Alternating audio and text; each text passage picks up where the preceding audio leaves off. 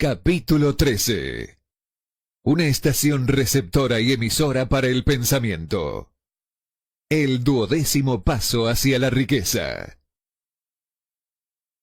Hace más de 20 años, el autor, que entonces trabajaba con el ya fallecido Dr. Alexander Graham Bell y con el Dr. Elmer R. Gates, vio que el cerebro humano es tanto una estación receptora como emisora para la vibración del pensamiento. De un modo similar al empleado por el principio de la radiodifusión, todo cerebro humano es capaz de captar las vibraciones de pensamiento que están siendo emitidas por otros cerebros.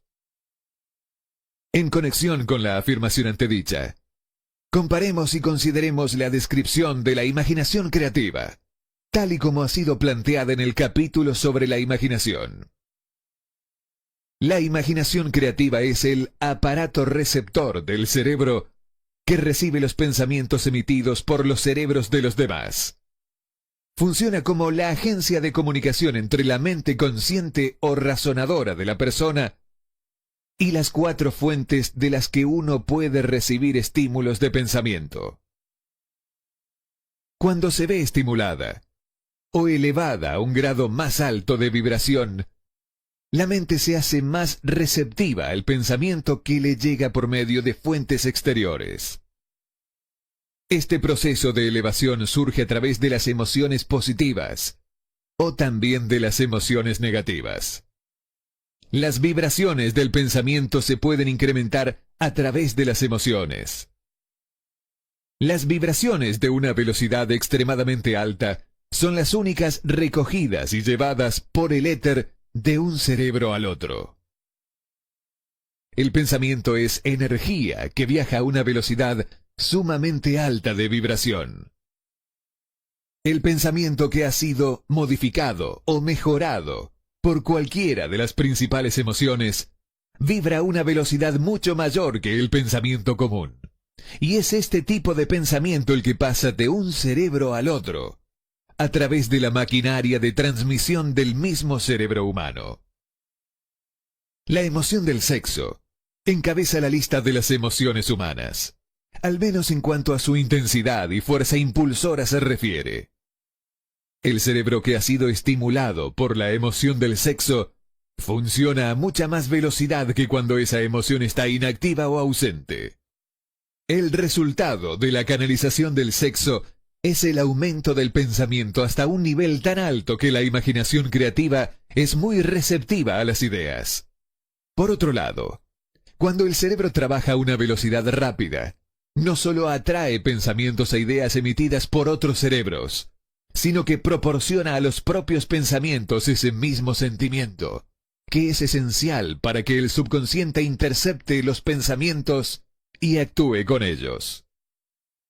Así, verá que el principio de la transmisión es el factor a través del cual usted mezcla el sentimiento o emoción con sus pensamientos y los pasa a su subconsciente. El subconsciente es la estación emisora del cerebro a través del cual se emiten vibraciones de pensamiento. La imaginación creativa es el aparato receptor por medio del cual se interceptan las energías del pensamiento.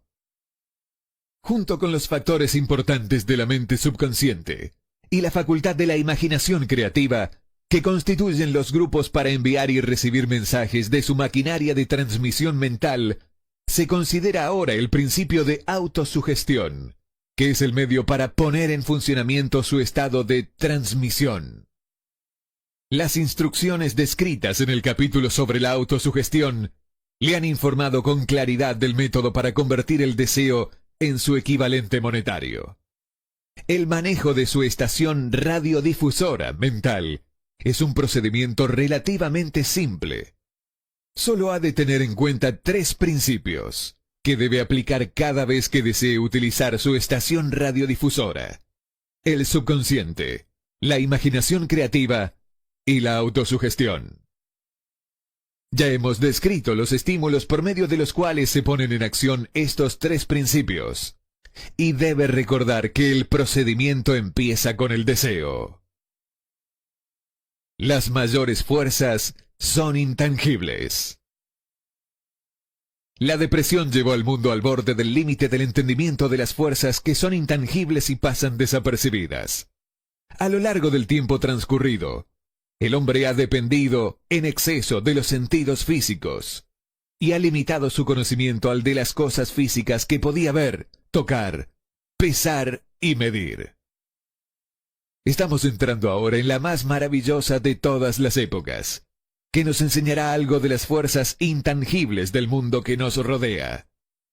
Probablemente lleguemos a aprender, a medida que transitamos por esta época, que el otro yo es mucho más poderoso que el yo físico que vemos reflejado en un espejo. A veces, las personas hablan con liviandad acerca de lo intangible, de las cosas que no pueden percibir a través de sus 5 sentidos. Cuando los oímos hablar, debemos recordar que todos nosotros nos hallamos controlados por fuerzas que son invisibles e intangibles.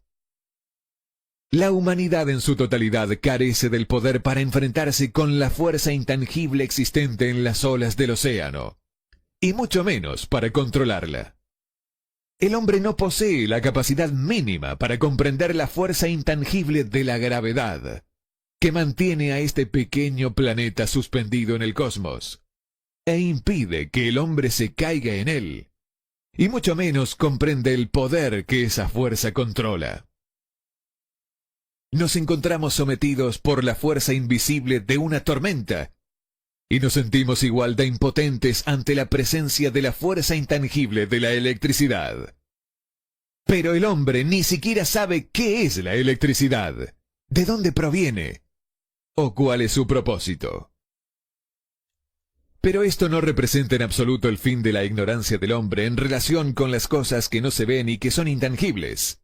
Tampoco comprende la fuerza intangible y la inteligencia existente en el suelo de la tierra, la fuerza que le proporcionan los alimentos que ingiere, la ropa que se pone, el dinero que lleva en los bolsillos.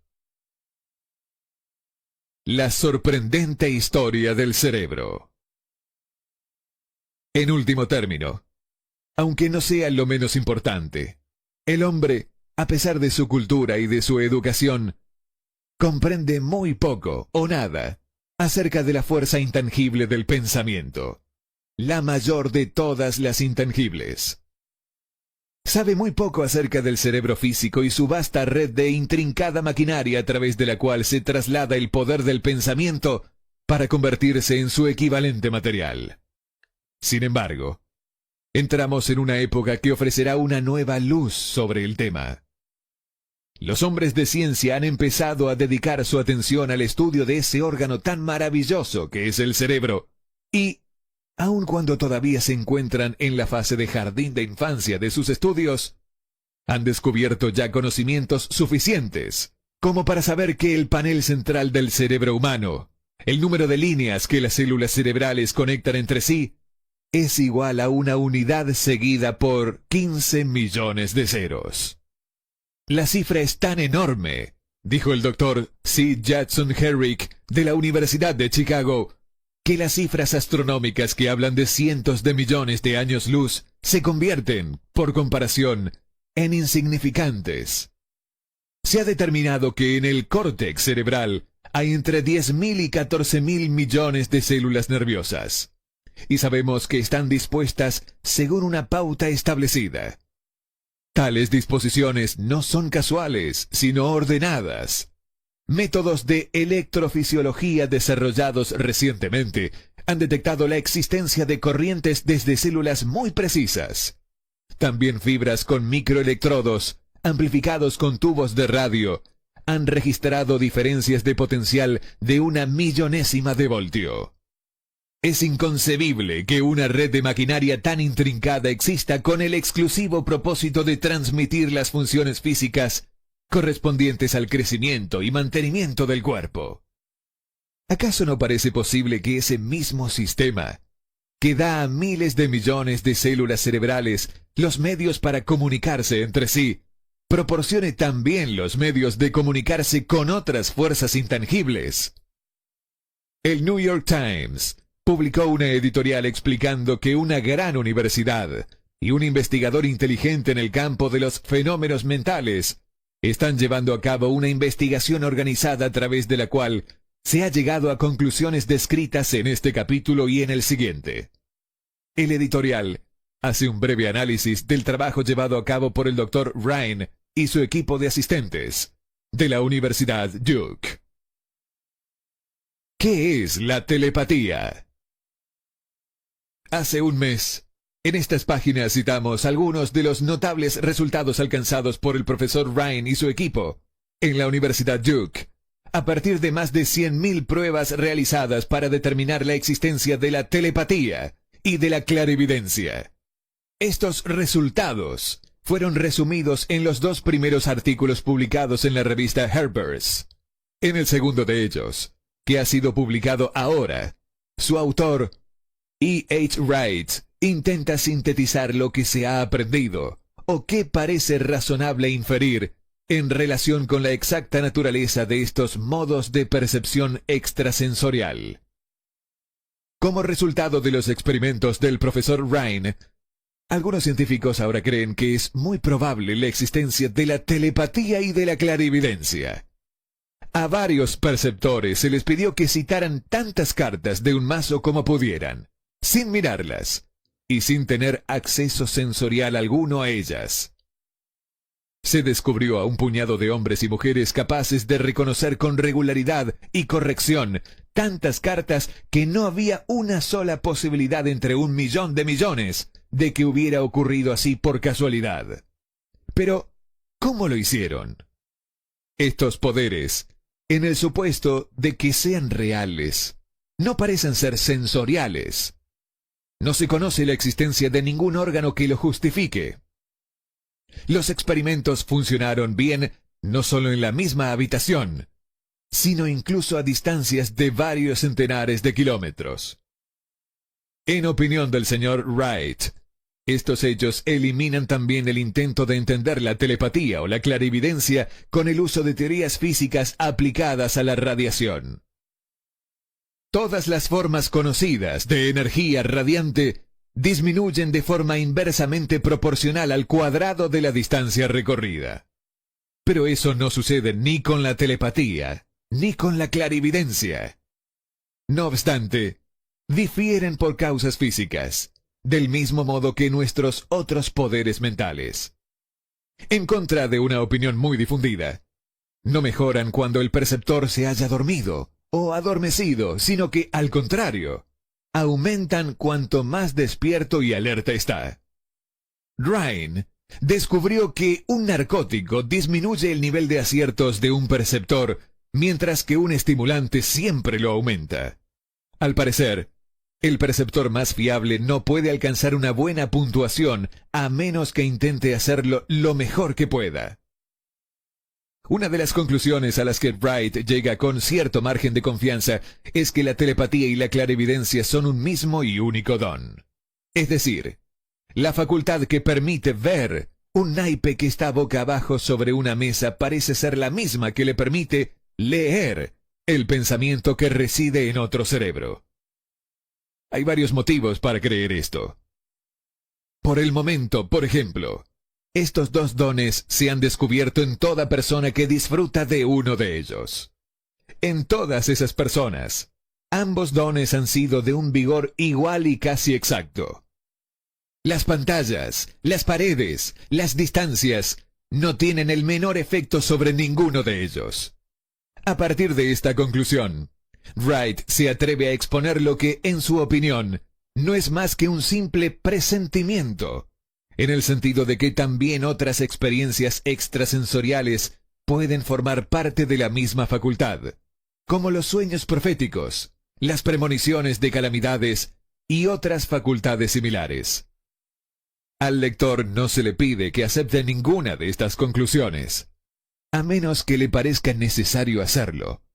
Pero las pruebas que Rhine ha recopilado siguen siendo impresionantes. ¿Cómo reunir mentes para un trabajo en equipo? A la vista del anuncio del Dr. Rhine en relación con las condiciones bajo las que la mente responde con respecto a lo que él denomina modos de percepción extrasensorial. Tengo ahora el honor de añadir a su testimonio la afirmación de que yo mismo y mi grupo hemos descubierto lo que creemos son las condiciones ideales bajo las que es factible estimular a la mente para que, de una forma práctica, se pueda hacer funcionar el sexto sentido descrito en el capítulo que sigue. Las condiciones a las que me refiero consisten en una fuerte alianza de trabajo entre dos miembros de mi equipo y yo.